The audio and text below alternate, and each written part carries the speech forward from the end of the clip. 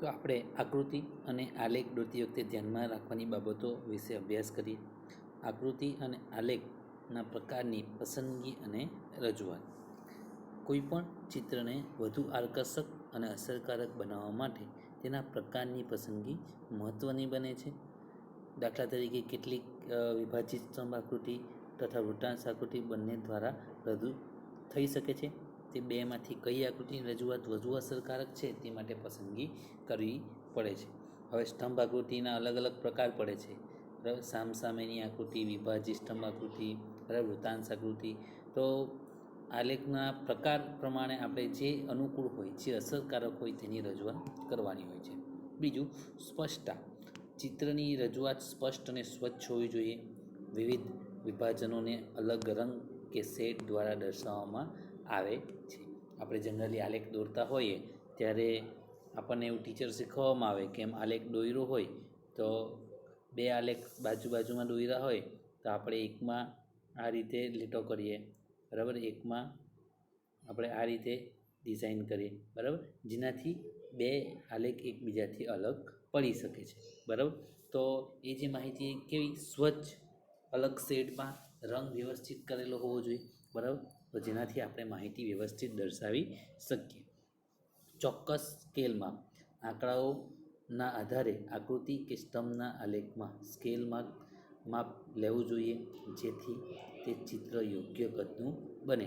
આપણે જનરલી આલેખ દોરતા હોઈએ ત્યારે અહીંયા વર્ષ લેતા હોઈએ તો 2001, 2002, 2003 એમ ક્રમમાં લેતા હોઈએ. તેવી રીતે અહીંયા એકમ કોઈ લેતા હોય તો આપણે અહીંયા 10, પછી 15, 20, 25, બરાબર. તો અહીંયા આપણે સ્કેલ માપ ચોક્કસ લીધું, સ્ટેપ બાય સ્ટેપ એક વર્ષ લીધું. એવી રીતે અહીંયા જે એકમ લીધો એ પણ કેવો લીધો, સ્ટેપ બાય સ્ટેપ લીધો. દરેકમાં 5-5નો જ તફાવત છે. જુઓ, 10 પછી 15 ને 5, 20 ને 5, 25. તો આ જે સ્કેલ માપ લીધો એ કેવો ચોક્કસ સ્કેલ માપ કહેવાય આને, બરાબર. જેનાથી આપણો જે આલેખ બનશે એ યોગ્ય કદનો બનશે, ચિત્ર યોગ્ય કદનું બનશે. આકૃતિ કે ચોથો મુદ્દો, આકૃતિ કે આલેખની બંને ધરી પરની વિગતો સ્પષ્ટ દર્શાવવાની રહેશે, બરાબર. આપણી બે ધરી છે એ તમને અગાઉ કહી જ દીધું. આને કહેવાશે એક્સ, આને કહેવાશે વાય, બરાબર. તો આના પર જે આપણે આકૃતિ દર્શાવીએ છીએ એ કેવી સ્પષ્ટ હોવી જોઈએ કે ભાઈ અહીંયા આપણે 2001થી 2004 લીધા તો એ વર્ષ લીધા, બરાબર.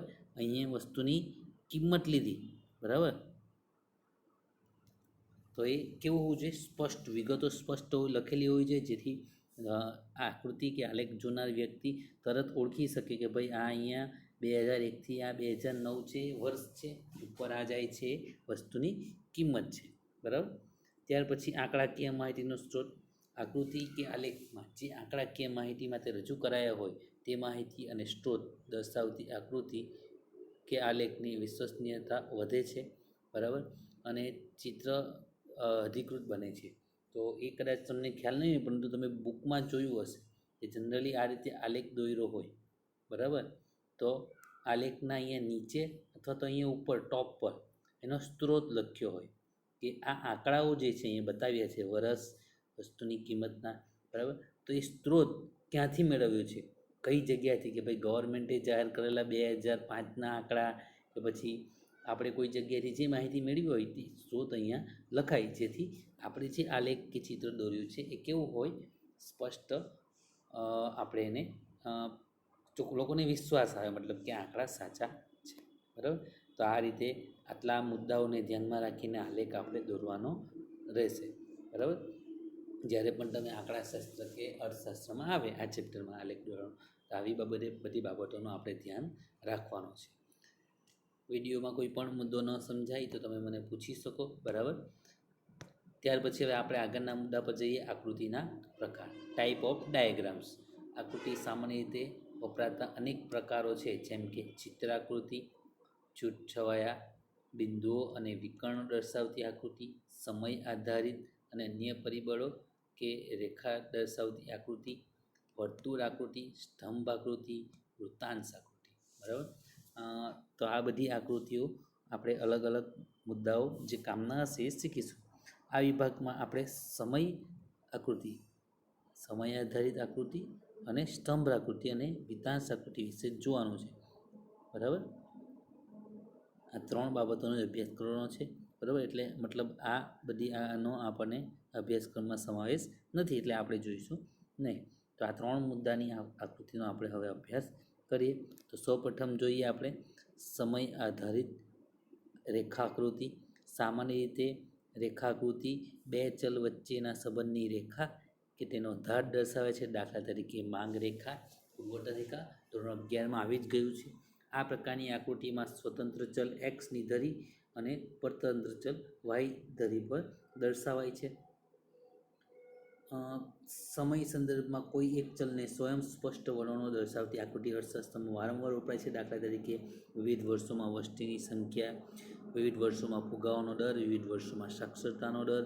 તો આ બધી બાબતોને લગતી આપણને સમય આધારિત આકૃતિ દર્શાવે કે જેમાં એક સ્તર પર ચોક્કસ વસ્તુ કે ભાઈ 2001, 2002, 2003 બરાબર એમ શું બતાવે વર્ષો એક્સ પર, અને એ સ્વતંત્ર ચલ. ને આ પરતંત્ર ચલ એ કેવા છે આપણા વસ્તીના આંકડા હોઈ શકે, ફુગાવાના આંકડા હોઈ શકે, સાક્ષરતાનો દર હોઈ શકે. બરાબર, તો આવી બાબતો દર્શાવવામાં આવે છે.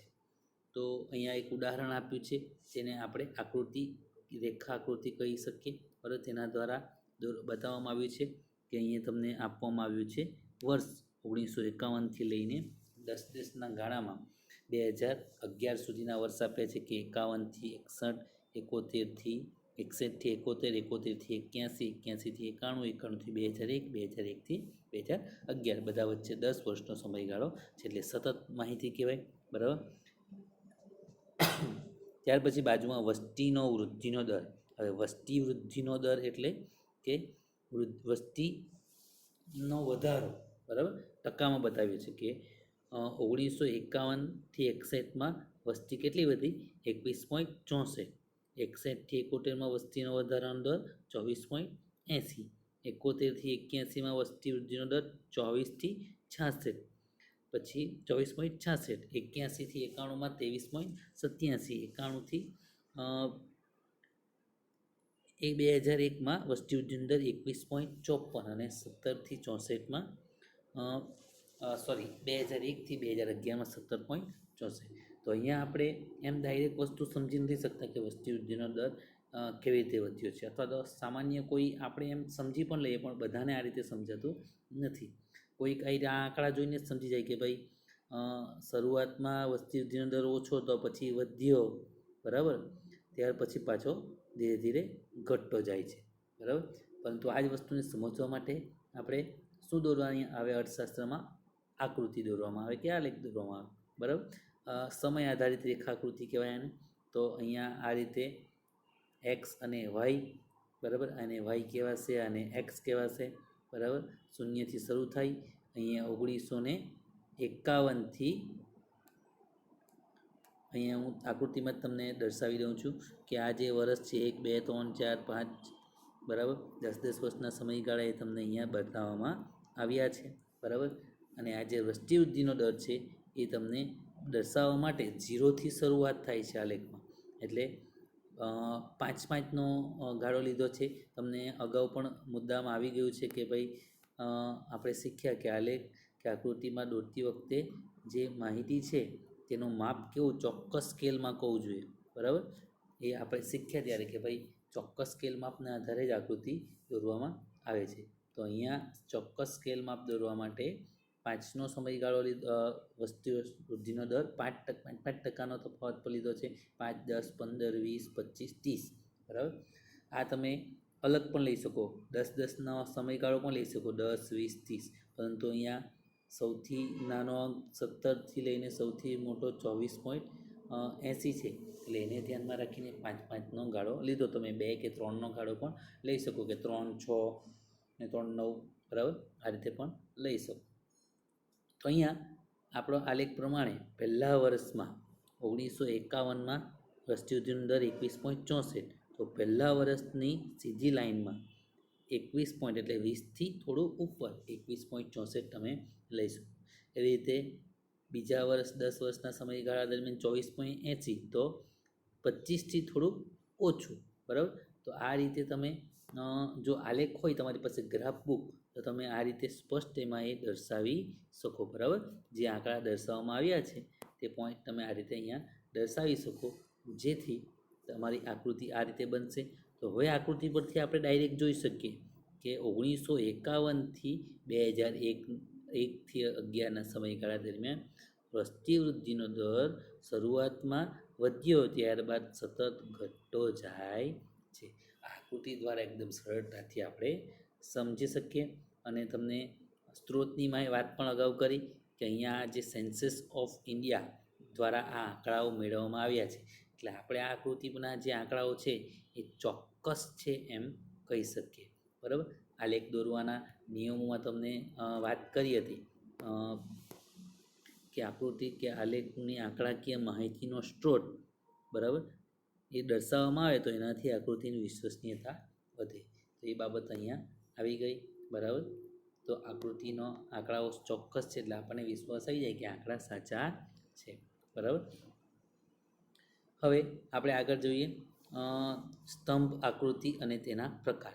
સ્તંભ આકૃતિ એ તમે સૌ જાણો જ છો. સ્તંભ તમે અગાઉ આંકડાશાસ્ત્રમાં દોર્યા જ હશે, બરાબર, ગણિતમાં દોર્યા જ હશે.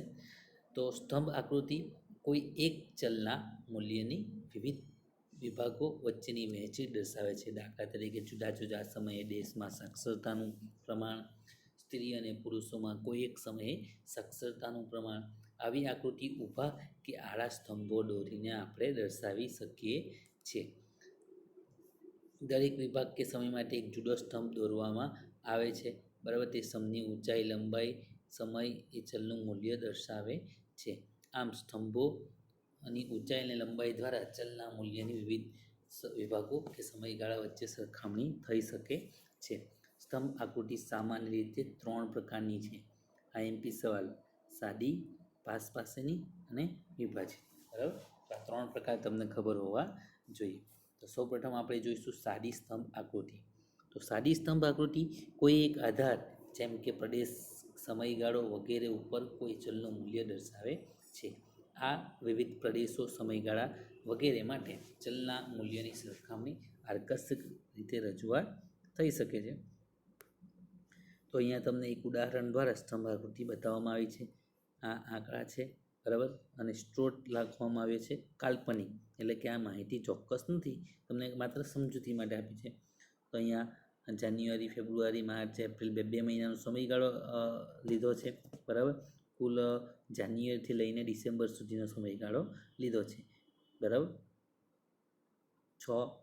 બે મહિના લઈને 6 મંથમાં 6 બાબતોમાં મુદ્દો પૂર્ણ કર્યો છે. બાજુમાં વસ્તુનું વેચાણ, એટલે કે કોઈ એક દુકાનમાં દર બે મહિનામાં કેટલી ચોકલેટનું વેચાણ થાય છે તે બાબત અહીંયા બતાવવામાં આવી છે. તો બે માસનો સમયગાળો અહીંયા દર્શાવવામાં આવે. આ બાજુ વેચાણનો આંકડો બતાવવામાં આવ્યો છે. તો જાન્યુઆરી, ફેબ્રુઆરી મહિનામાં કેટલી ચોકલેટ વેચાય છે? તો 35. માર્ચ, એપ્રિલમાં 60, મે, જૂનમાં 65, જુલાઈ, ઓગસ્ટમાં 40, સપ્ટેમ્બર, ઓક્ટોબરમાં 50 અને નવેમ્બર, ડિસેમ્બરમાં 30. તો આ આંકડાકીય માહિતી તમને અહીંયા કહેવાનું વસ્તુ એ છે કે આ કોષ્ટક જોઈને કદાચ બહુ ખ્યાલ ન આવે, પરંતુ આ જ વસ્તુને આપણે આકૃતિ દ્વારા બતાવી હોય આ રીતે આલેખ દ્વારા, તો આપણે ચોક્કસપણે કહી શકીએ કે ભાઈ મે અને જૂન મહિનામાં સૌથી વધુ ચોકલેટનું વેચાણ કર્યું છે. કેમ ખબર? કારણ કે ત્યારે શું હોય, આપણું વેકેશન. એવી રીતે સપ્ટેમ્બર, ઓક્ટોબરમાં પણ ચોકલેટનું વેચાણ વધારે થયું છે, કારણ કે ત્યારે દિવાળી વેકેશન હોય છે, બરાબર. તો આ રીતે આકૃતિ દ્વારા અમુક ચોક્કસ માહિતી આપણને તરત ખ્યાલ આવી શકે, બરાબર. તો આ રીતે સ્તંભ આકૃતિ તમને એ તો દોરતા આવડતી જ હશે. જાન્યુઆરી, ફેબ્રુઆરી મહિનામાં 35 છે. અહીં 0થી લઈને 10-10નો સમયગાળો લીધો છે. 0થી 10 કિંમતનો ગાળો લીધો છે. 10થી 20, 20થી 30, 30થી 40, 40થી 50, 50થી 60, 60થી 70, બરાબર.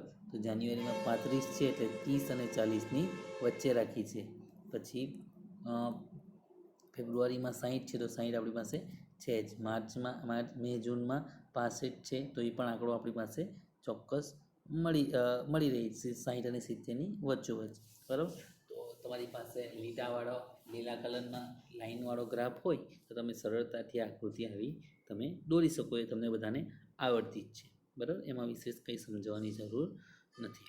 તો બસ આ 2 વિડીયો દ્વારા આપણે આજે અહીંયા આપણો અભ્યાસ પૂર્ણ કરીએ. હવે પછી નેક્સ્ટ લેસનમાં આપણે આગળનો અભ્યાસ કરીશું, બરાબર. અત્યારે કોઈ લેસન છે નથી, ચેપ્ટર પૂર્ણ થશે ત્યારે તમને લેસન આપીશ, બરાબર. તો નેક્સ્ટ લેસનમાં મળીએ આપણે, બરાબર. જય Shri Krishna. Have a good day.